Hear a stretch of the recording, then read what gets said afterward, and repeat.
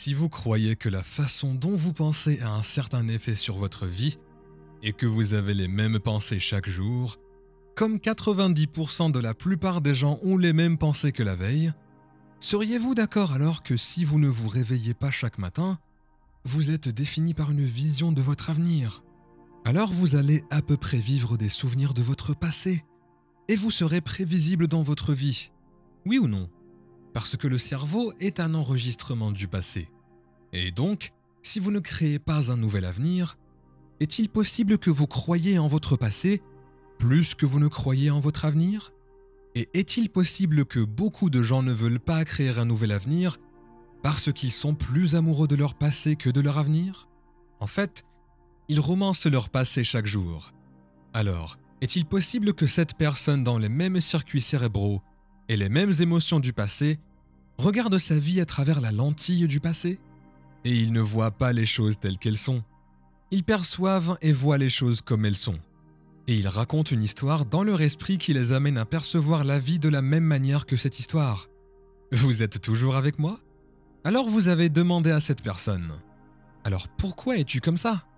Et elle dira « Je suis tellement content que vous avez demandé parce que je peux parler de mon passé. » Et alors qu'elle parle des incidents de son passé, conviendriez-vous alors qu'ils sont, disent-ils, que c'est l'événement qui l'a changé et qu'elle n'a pas pu changer depuis cet événement? Cet événement m'a défini comme la personne qui je suis aujourd'hui. Oui ou non? Maintenant, les recherches sur la mémoire disent qu'après un certain temps, l'histoire qu'ils racontent de leur passé, 50% n'est même pas la vérité. Alors ils inventent des trucs, ils revivent une vie misérable, ils n'ont même jamais eu à réaffirmer pour recréer les émotions, pour s'excuser de changer. Alors la plupart des gens peuvent dire, avec les 5% de leur esprit conscient, « Je veux une nouvelle vie, je veux une nouvelle relation, je veux une nouvelle carrière où je suis en bonne santé. » Mais si 95% de ce qu'ils sont est inconsciemment programmé dans le passé, alors cette pensée de leur santé, cette pensée de la richesse ne parviendra jamais au corps. Parce que le corps est programmé dans le passé. Combien de personnes comprennent ça? Donc, si vous apprenez à une personne comment être définie par une vision de l'avenir, au lieu des souvenirs du passé, alors elle devrait vraiment commencer à penser différemment. Vous êtes d'accord? Ils devraient commencer à faire des choix différents de ceux qu'ils font toujours. C'est vrai ou pas? Ils vont devoir commencer à faire des choses différentes et à briser certaines habitudes. Et ça va être inconfortable. Pas vrai? Parce que le corps va dire « Pourquoi faisons-nous ça ?» Et c'est tellement plus amusant de souffrir que de sortir pour une promenade dans la joie. Je ne sais pas si je crois à la joie. Je crois à la souffrance. Le corps revient. Et donc, une personne devrait cesser de parler de certaines manières. Elle devrait commencer à rester à l'écart de certaines expériences avec certaines personnes. Vous voyez de quoi je parle, pas vrai? Et elle devrait examiner son état émotionnel chaque jour. Rester consciente de son état émotionnel parce que dès qu'elle commence à ressentir de la souffrance, elle s'est tout simplement déconnectée de l'énergie de son avenir. Elle est de retour avec l'énergie et les émotions de son passé. Alors, enseignez aux gens comment être définis par une vision de l'avenir. Chaque jour signifie qu'ils vont être mal à l'aise. Ça ne va pas être familier. Il va y avoir une certaine incertitude et vous ne pourrez pas prédire l'instant suivant. Car vous ne vous sentez plus comme vous. C'est le moment où vous venez de quitter le connu et vous êtes entré dans l'inconnu. Êtes-vous toujours avec moi? Maintenant, si le corps a été conditionné au passé familier ou à l'avenir prévisible, le corps est devenu l'esprit du passé ou l'avenir prévisible. Seriez-vous d'accord que le corps dise « Qu'est-ce que tu fais ?» Et le corps dirait « Écoute, réfléchissons », comme s'il réfléchissait. Et cela commence à influencer l'esprit.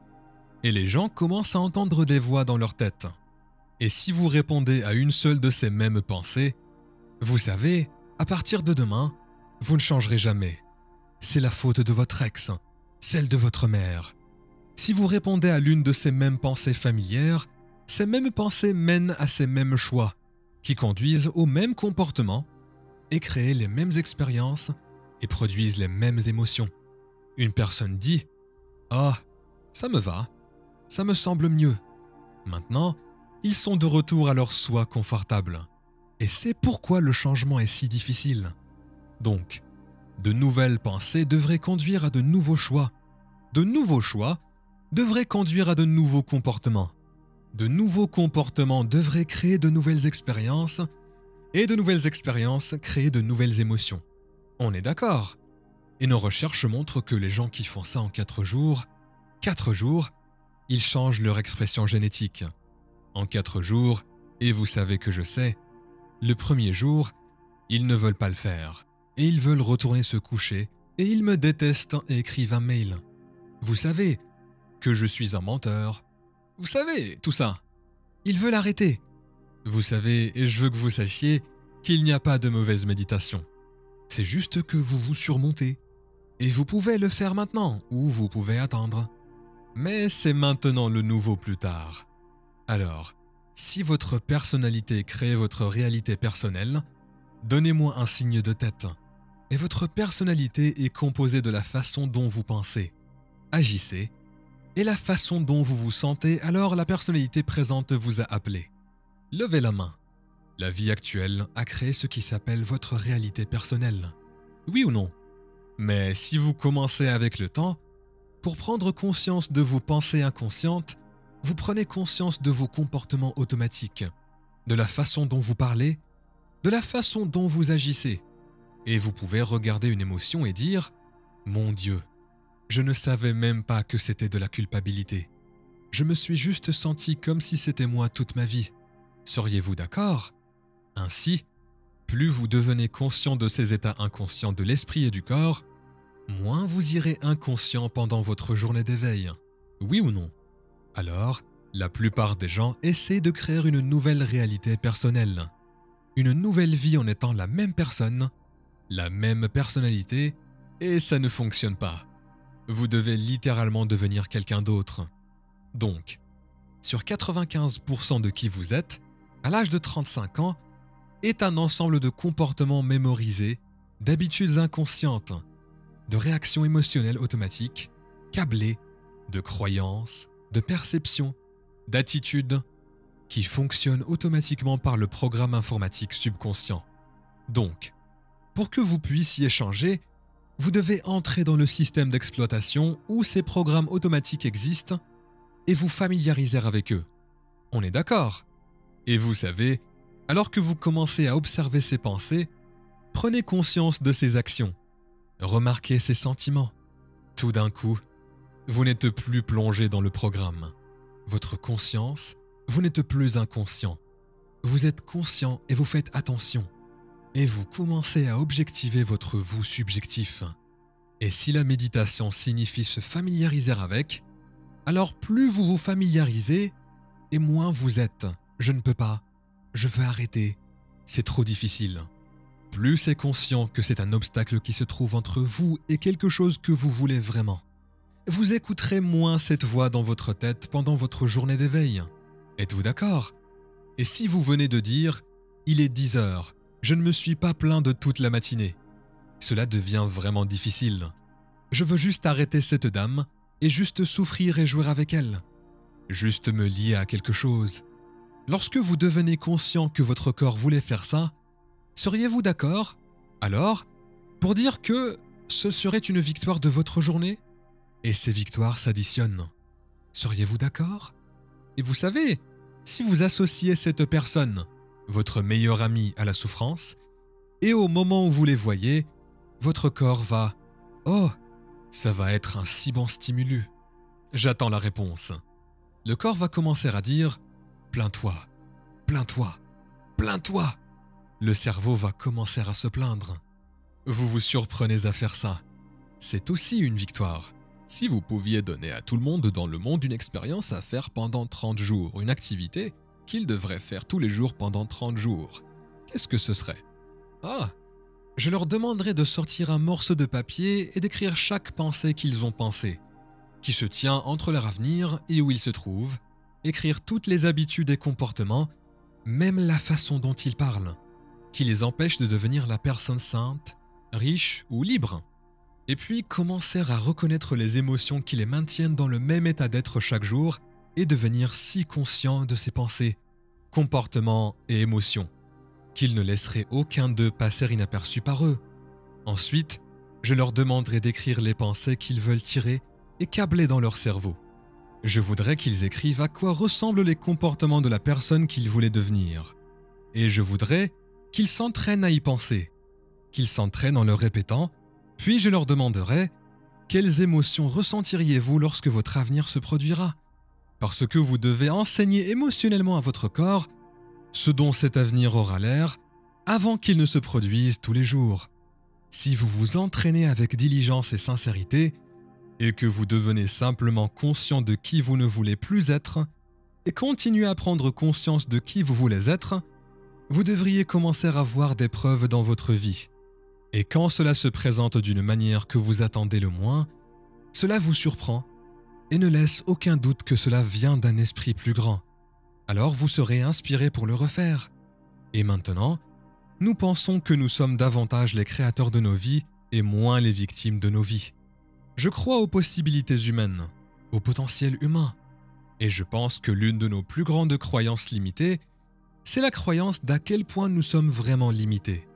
Et donc, mon intérêt est de donner aux gens la science pour commencer à comprendre à quel point ils sont vraiment puissants. Et je pense que la science est vraiment le langage qui fait très bien cela. Et dans les nouvelles sciences comme la physique quantique et la neuroplasticité, vous savez, la neuroendocrinologie, vous savez, la psychoimmunologie, la connexion du corps mental, l'épigénétique, toutes ces sciences pointent du doigt les possibilités. Je veux donc créer un langage pour les gens d'un point de vue philosophique et théorique, pour qu'ils commencent à comprendre ce qui est possible. Mais alors, je veux que ces gens commencent à câbler complètement ces informations dans leur cerveau, car l'apprentissage établit de nouvelles connexions dans le cerveau. Mais se souvenir est de maintenir et de soutenir ces connexions. Et il est tellement plus facile de perdre notre vision que de se souvenir, pas vrai ? Nous devons donc commencer à câbler le cerveau ou à installer le matériel neurologique en préparation d'une expérience. Donc, plus les gens comprennent ce qu'ils font et pourquoi, ensuite ça devient plus facile. Le prix des expériences et des émotions est une fois que vous commencez à vous sentir illimité, abondant, digne. Maintenant, vous apprenez chimiquement à votre corps à comprendre ce que votre esprit comprend intellectuellement. Donc, la connaissance est pour l'esprit et les expériences pour le corps, et les gens commencent à incarner la vérité. Cette philosophie maintenant, s'ils peuvent la répéter encore et encore, ça deviendra inné, une seconde nature pour eux. Ça deviendra plus facile de commencer à maîtriser cette philosophie. Je veux donc que les gens commencent à comprendre que les pensées sont des sentiments très puissants, qui animent nos pensées, et qu'ils peuvent commencer à se créer une vie meilleure une fois qu'ils auront compris certains de ces principes. Si vous pensez que vos pensées ont quelque chose à voir avec votre avenir, juste d'un point de vue théorique, que vous pensez créer votre destin, et vous pensez que 60 à 70 000 pensées en une journée, et 90% de ces pensées sont les mêmes pensées que la veille, eh bien, alors votre vie ne changera pas beaucoup tant que vous penserez de la même manière. Et ce sont ces mêmes pensées qui mènent aux mêmes choix. Les mêmes choix conduisent aux mêmes comportements. Les mêmes comportements créent exactement les mêmes expériences et nous anticipons les mêmes sentiments ou émotions de ces expériences.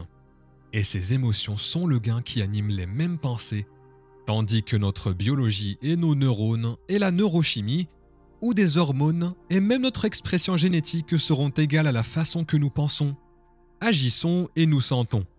Et la façon dont nous pensons, agissons et nous sentons est appelée notre personnalité. Et notre personnalité crée notre réalité personnelle. C'est tout. La personnalité actuelle qui écoute cette représentation a donc créé la réalité personnelle actuelle appelée leur vie. Donc, si vous pouvez vous accrocher à cette idée, si vous voulez créer une nouvelle vie, une nouvelle réalité personnelle, vous devez changer votre personnalité. Ce qui signifie que vous feriez mieux de commencer à réfléchir à la façon dont vous avez pensé et la changer. Vous commencez à prendre conscience de vos actions ou habitudes ou comportements inconscients et à les modifier. Et puis, Nous devons commencer à regarder les émotions que nous vivons chaque jour. Cela nous maintient connectés au passé et de décider que ces émotions appartiennent à notre avenir. La plupart des gens essaient donc de créer une nouvelle réalité personnelle en ayant la même personnalité, ce qui ne fonctionne pas. Vous devez littéralement devenir quelqu'un d'autre.